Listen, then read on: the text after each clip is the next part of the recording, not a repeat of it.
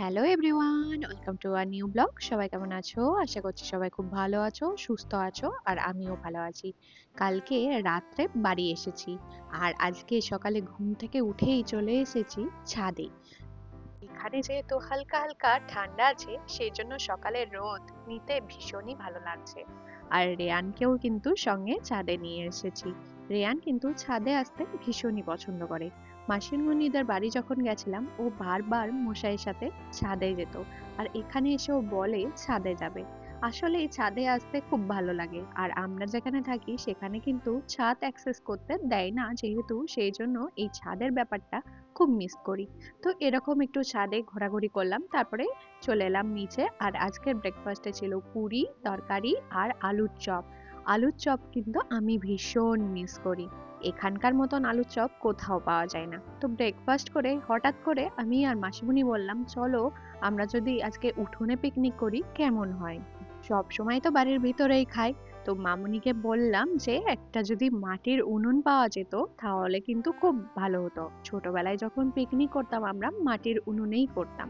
তা বাড়িতে একটা ভাঙাচোরা মাটির উনুন ছিল, সেটাকেই আবার কোনো রকমে বার করে ওখানেই রান্না বান্না করা হবে। ব্যাপারটা বেশ ইন্টারেস্টিং হয় না? ছোটবেলায় ফিরে যাওয়া হয়। বাড়ির ভিতরে খাওয়া আর বাইরে বসে খাওয়ার মধ্যে কিন্তু অনেকটা পার্থক্য। উঠোনে সবাই মিলে এরকম পিকনিক করছিলাম, আর এই যে আমাদের মাটির উনুন, এটা অনেক দিনের। এটা ভেঙেই গেছে বলা চলে, কিন্তু মামুনিকে বললাম যে বার করো, চলো এটাতেই খিচুড়ি বানাই। তো আজকের মেনুতে খিচুড়িই হবে। আর এখানে দেখো কলাই নিয়ে বসে পড়েছি। এই কলাইটা খেতে ভীষণই ভালো লাগে, আর এটা মশাইদের জমি। আগে ছোটবেলায় খুব খেতাম, এগুলো পাই না যেহেতু, সেজন্য বলেছিলাম যে নিয়ে আসতে। বহু বছর পরে খাচ্ছি। তোমরা যারা মুর্শিদাবাদে থাকো তারা অবশ্যই হয়তো চিনবে। আর এখানে ছোদ্দা বানাচ্ছে বেগুনি, আর মশাই করছে হেল্প। সবাই মিলে এরকম করে যদি পিকনিক করা হয় তার মজাটাই কিন্তু অনেকটাই আলাদা। রান্না শেষ হওয়ার আগেই স্নান ধান করে চলে এসেছি, আর রেয়ানকেও কিন্তু স্নান করিয়ে দিয়েছি। সবার সাথে যেহেতু অনেকদিন পরে দেখা হলো, তাই জমিয়ে গল্প করছিলাম। প্রায় 1 বছর পরে সবার সাথে দেখা হলো। আর এখানে কিন্তু বেগুনি ভাজাও হয়ে গেছে, আর আমি আর মাসিমুনি বসে বসে অনেক গল্প করছি। আর আজকের মেনুতে আছে এরকম সবজি, খিচুড়ি, বেগুনি, চাটনি। তো আজকে যেহেতু ভেজ, সেই জন্য ভেজই হয়েছে। আর আরেকটা সবজি করা হয়েছিল। উনুনে রান্না করলে কিন্তু টেস্ট আলাদাই হয়, কিন্তু উনুনটা যেহেতু ভাঙা সেই জন্য শুধু খিচুড়িটাই হয়েছে, বাকি সবজি সবই গ্যাসে হয়েছে। আর এই যে আমাদের দাদু, দাদু দাঁড়িয়ে দাঁড়িয়ে দেখছে কে কি করছে। আসলে কেউ থাকে না যেহেতু, সেই জন্য সবাই যখন আসে দাদু আর দিদু ভীষণই খুশি হয়। বয়স্ক মানুষ, একা থাকতে তো ভালো লাগে না, বুঝতেই পারছো। একা থাকতে কারোরই ভাল লাগে না, আমার তো মোটেও ভাল লাগে না। সবার সাথে যখন থাকি সত্যিই দিনগুলো কেমন করে ফুরিয়ে যায়।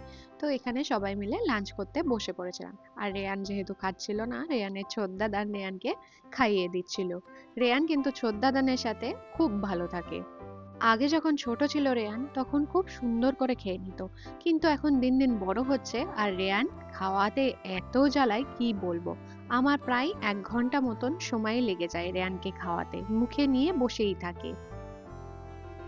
তো সন্ধে হয়ে গেছে এখন, আর রেডি টেডি হয়ে গেছি। আমাদের এখানে না মেলা বসে, মানে মাঘী পূর্ণিমার দিন মেলা বসে।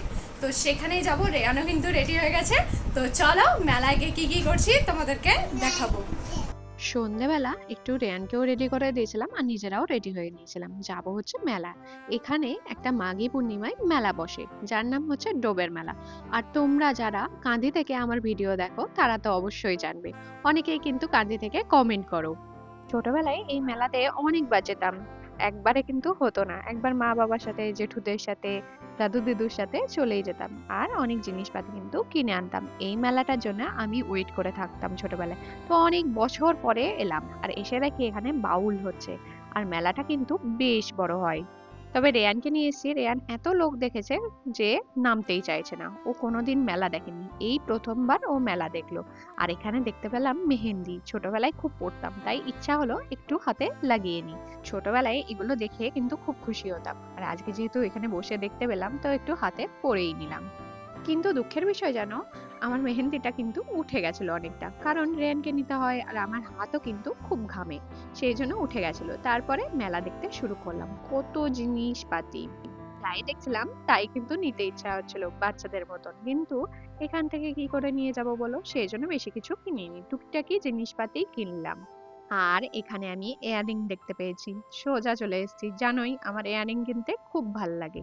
তো এখান থেকে কিছু ইয়াররিং কিনলাম, আর এত কম পয়সায় কি বলবো, সবই নাকি 30 টাকা 30 টাকা, মেলায় কিন্তু অনেকই কম পাওয়া যায়, তবে জিনিসগুলো কিন্তু বেশি দিন টেকে না। তাই অল্প স্বল্পই কিনলাম, দু একটা কানের দুল কিনলাম, কানের দুল দেখলে তো আমি থাকতে পারি না, আমাকে কিনতেই হবে। আর এখানে দেখলাম যে ছোলা, তো ওখানে একটু খেলাম, আর রেয়ান বলে কি গাড়িতে উঠবে, তাই জন্য ওকে গাড়িতে উঠিয়ে দিয়েছিলাম। আর কিছুক্ষণ ঘুরেই বলে পাপা চাপবে, কাণ্ড দেখো তো। তারপরে আবার নামিয়ে দিলাম, আর বাড়ি এসে দেখি মাসিমুনি বানাচ্ছে হচ্ছে এগ ধোসা, আজকে ডিনারে কিন্তু এগ ধোসাই হবে। আর এইদিকে সাম্বার আর চাটনি। মাসিমুনি কিন্তু খুব ভালো ধোসা বানায়, তোমরা আগেও দেখেছো, ভীষণই ভালো, আমি এখানে দাঁড়িয়ে দাঁড়িয়ে শিখছিলাম। এই দেখো মেলা থেকে এত শপিং টপিং করে নিয়ে এলাম, তো এখন যাবো একটু ফ্রেশ ট্রেশ হবো। তো চলো কালকে আবার অন্য ভিডিওতে তোমাদের সাথে দেখা হবে, আজকে ব্লগটা এখানে এন্ড করছি। Tata, bye bye.